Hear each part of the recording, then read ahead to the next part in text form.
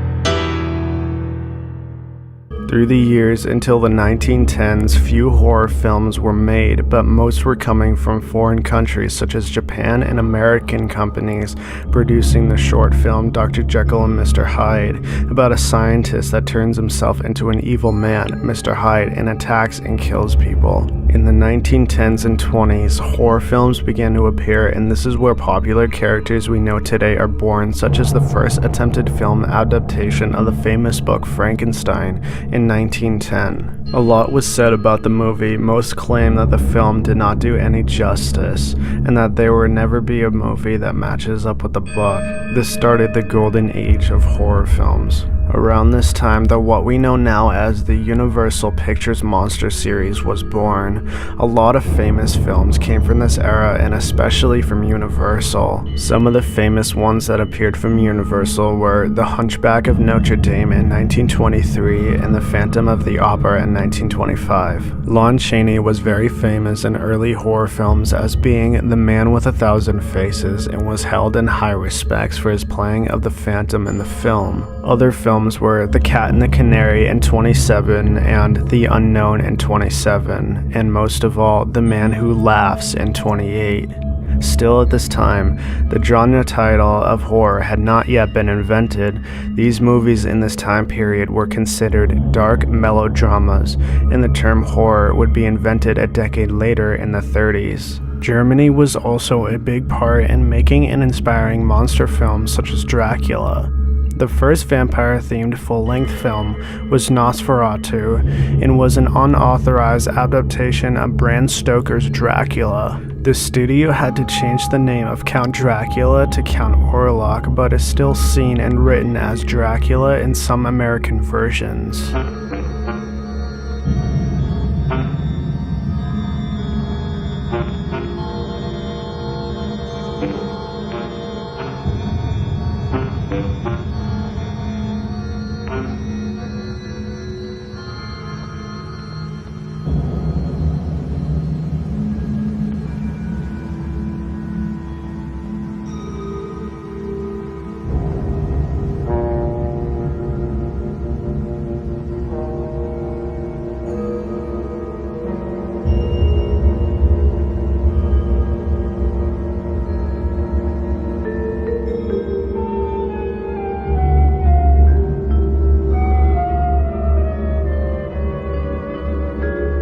The 1930s was a decade that talking pictures took over from silent films, and a burst of horror films came from it, including Tod Browning's Dracula in 1931, James Whale's Frankenstein in 31, and The Old Dark House in 32. As horror films were progressing at the time, monsters were usually just brutes, but then films started to experiment with different types of monsters, and were blending science with horror with The Invisible Man in 33.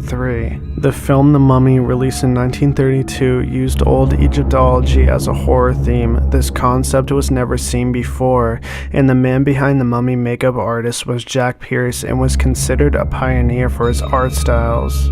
As Universal was taking the reins, other studios began to follow their lead, such as MGM releasing Freaks in 1932. That was an extremely controversial movie that got its ban in the UK for 30 years. Universal's horror series continued from the 30s into the 40s and kept going, starting with The Wolfman in 1942. Lon Chaney Jr., following in his father's footsteps, the man of 1,000 faces, played the part as the Wolfman, and the film was legendary for its time. During the transformation scenes of him turning into the Wolfman, he would have to stand for hours as makeup was slowly applied stage after stage, and it rendered a classic stop-motion monster transformation. Everyone was dying to see how they would pull it off.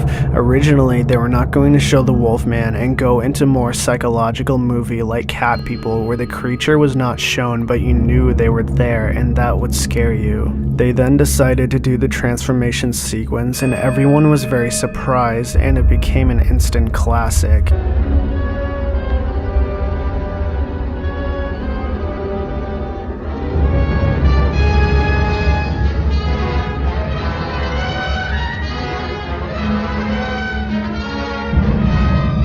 Because of this movie, Lon Chaney Jr. quickly became very famous in the 1940s. He then later went on to play the part of Frankenstein's monster, the Mummy 3 times, Aligar, son of Dracula, and the Wolfman 4 more times throughout his horror career in the 40s. A little while after World War II, B-movies were born. This was a time period after World War II where everyone was much more scared of real life than just classic monsters. So what did the horror films progress to? Science fiction monsters. Movies started to appear of all sorts of monsters. Monsters made from the result of nuclear disaster, mad scientists, chemical spills, radiation, scientific experiments, and much more. Alien invasions was also pushed into the B-movie age and many films featured them. Japan produced the movie Godzilla in 1954 about a monster that was created from the effects of Nagasaki and Hiroshima. This time was also referred to as the Atomic Age, with movies with gigantic ants such as Them and space themes with The Thing.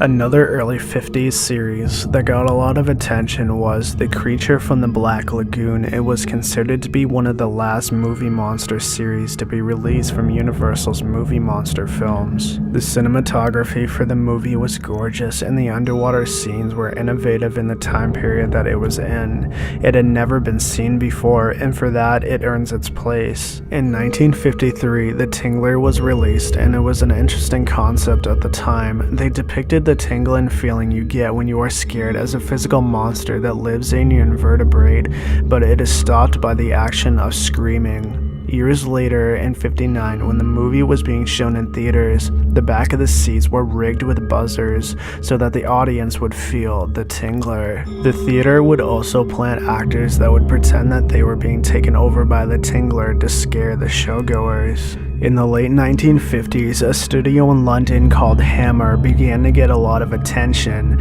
They then began releasing remakes of all the classic movies such as Frankenstein, Dracula, and The Mummy. They became famous for their Dracula series as well as their Frankenstein series, and there was a lot of them. Other British companies began to follow this trend and got very popular for them. With the 50s wrapping up, so did all the supernatural and science fiction B-movies as well. The 60s began the age of movies that were real. Murderers, slashers, and the type were what was popular in that period. And who set it all into motion? That's right, Psycho. Psycho is well known and credited as being the first slasher movie ever. It deals with a real person with a mental disorder and is clinically insane that murders a girl that comes through their hotel. The story is amazingly written and was never seen before and shocked the audience, mostly because it was something that could potentially happen opposed to the supernatural age of monsters and creatures in the 20s, 30s, and 40s.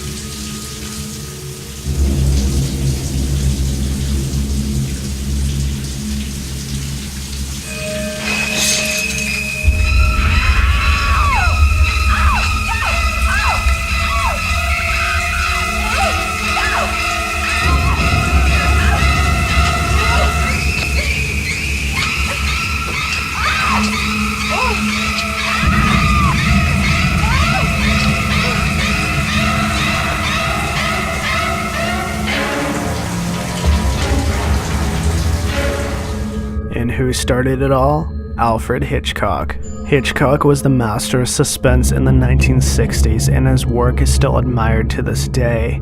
With his work on Psycho, everyone was shocked that the main character was killed in the beginning of the film.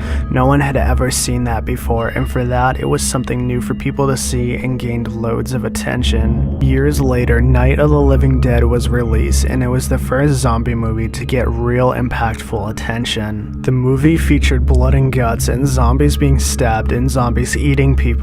George A. Romero was behind the zombies and basically created their lineage. The man was a fucking legend and went on to create more zombie movies such as Dawn of the Dead and Day of the Dead in the 70s. But Night of the Living Dead was what set it all into motion. The movie was shot in black and white, even though color TV came out 2 years earlier.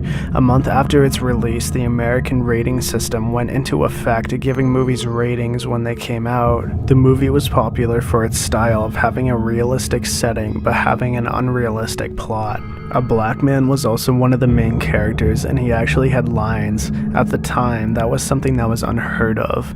The movie plays as a group of people trying to survive zombies from inside a house, and the movie is filled with horror, gruesome violence, conflict, and suspense, and it earns its place as being the start of the zombie attack on the big screen. Zombies, monsters, and radioactive creatures have been introduced in past decades all the way from the silent era, but now as the 70s began, the horror films progressed progressed to ghost, paranormal, and evil entity films. In 1973, The Exorcist was released. This was the decade that occult films were introduced, and it was a big hit to audiences. People had the need for possessions and supernatural entities, and that is what they received.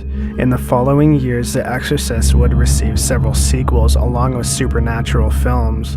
The occult in general became a staple in horror films in the 70s, and along with it came several different types of small genres such as reincarnation in movies like Evil Children, Audrey Rose. In the 70s, these films included reincarnation of dead people or relatives. Other films included concepts dealing with demons or the Antichrist. The Omen, released in 76, was a film that depicted a man that adopted a 5-year-old that was the Antichrist that was immune to human actions. But supernatural demons were not the only forces that were delved into. The Wicker Man in the early 70s delved into the subject of witchcraft and paganism rituals. Other movies that arrived in the 70s were The Last House on the Left in 72, The Texas Chainsaw Massacre in 74, that was based on the Ed Gein case, Wes Craven's The Hills Have Eyes in 77, and George A. fucking Romero's sequel to the 68 zombie film Dawn of the Dead in 78. Film adaptations of books became popular again with the first film based on the book of Carrie by Stephen King in 76. This book was King's first published book as well, and the film became very famous for it. When his third published novel, The Shining, was published, the book too received a film adaptation and became famous for its telepathy concept and psychological presence. But when the film went to theaters, critics reacted poorly to it and wasn't admired until years later. This movie and the 82 horror film Poltergeist were both categorized as real estate type movies because of where it took place. In 1979, the famous Amityville horror movie was released. The movie was based off the real-life event that happened years before in 74 in the state of New York. Ronald Defoe Jr. used his .35 caliber rifle and murdered his entire family of 6 in their sleep. He pleaded insanity, saying that the house had voices and had told him to do it. He was found guilty and the house went up for sale. In 1975, George and Kathy Lutz moved into the house in December and claimed that they were experiencing major paranormal activity.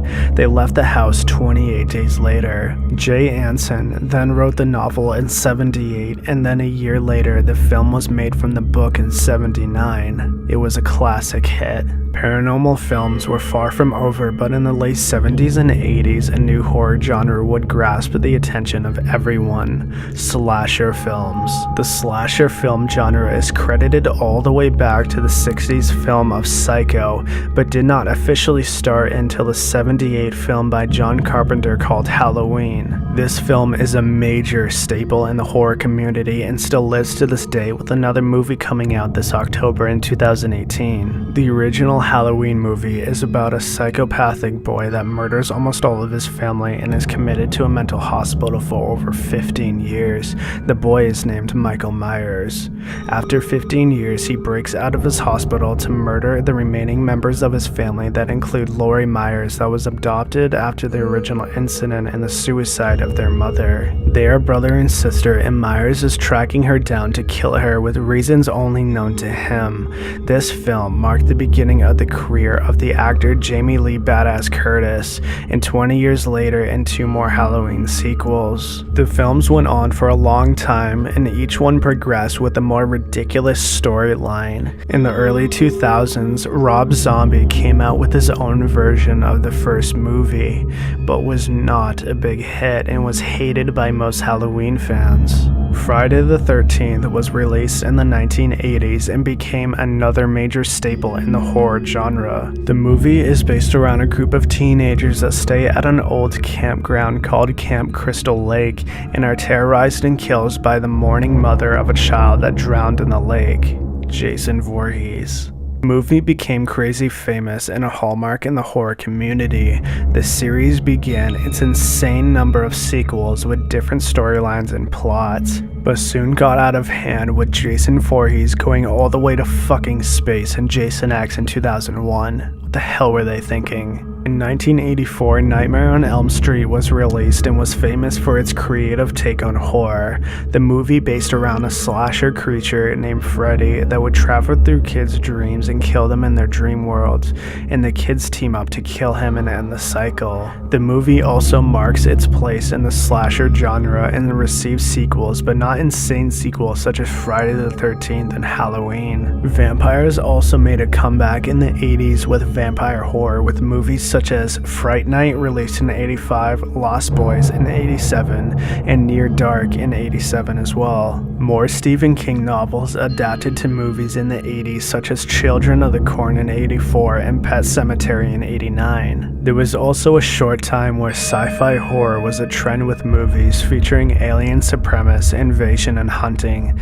Movies released from this trend were Reanimators, released in 85, Aliens in 86, and Predator in 87. Other famous horror movies from the late 80s consisted of Child's Play in 88, Night of the Demons also in 88, and Pet Sematary in 89. Many of the 80s horror films did continue into the 90s, but the 90s didn't exactly get its own genre such as the 80s with slasher films. The 90s was somewhat the decade for sequels from previous years. Sequels continued from Halloween, Friday the 13th, and Nightmare on Elm Street, and Child's Play. New film series also began in the 90s with Scream in 96 that became popular and received future sequels. Silence of the Lambs was a film that gained much attention in 91 and soon became a cult classic. Other honorable mentions for the 90s include Interview with a Vampire in 94 and In the Mouth of Darkness 95 and Sleepy Hollow in 99. With arrival of the 2000s, new horror concepts and some old concepts came to the big screen. Final Destination, released in 2000, was the film that brought back teen-based horror, and its horror concept was insanely riveting and attractive in its style. The Ring, released in 2002, brought back classic paranormal horror themes. Zombie movies made a return with the remake of Dawn of the Dead in 2004 and a sequel, Land of the Dead, in 2005. Major film series of drama and horror was released in 2004 and is still receiving attention today. Saw brought insane twists, plots, and storylines that broke old concepts of horror. Rather than the sequels just being new movies with new characters and stories, the Saw sequels were intensely story-based and was like a drama novel. Each movie revealed new mysteries and new twists in how you see your movie. Numerous remakes to old classic horror movies were made in the late 2000s and 2010s. Halloween received a remake in 2007 by Rob Zombie, Nightmare on Elm Street in 2010, Amityville Horror in 2005, and Carrie in 2002. Friday the 13th was also remade in 2009, Children of the Corn also in 2009, and The Wicker Man with Nicolas Cage in 2006. Many fans of the original did not enjoy the remakes that were made in the 2000s and 2010s, and many received poor reviews from critics when they hit the big screen. Horror films have come a long way from the 1890s, and you see the world and evolution of these American and foreign classics through the years. Horror movies today always borrow from the classics, but the classic movies will always be the ones that sit on top, and all the fans can agree. The future is horror. If you enjoyed this video, be sure to hit the subscribe button and hit the bell beside it and select the box. This way you'll be notified for any new videos. Thank you for watching.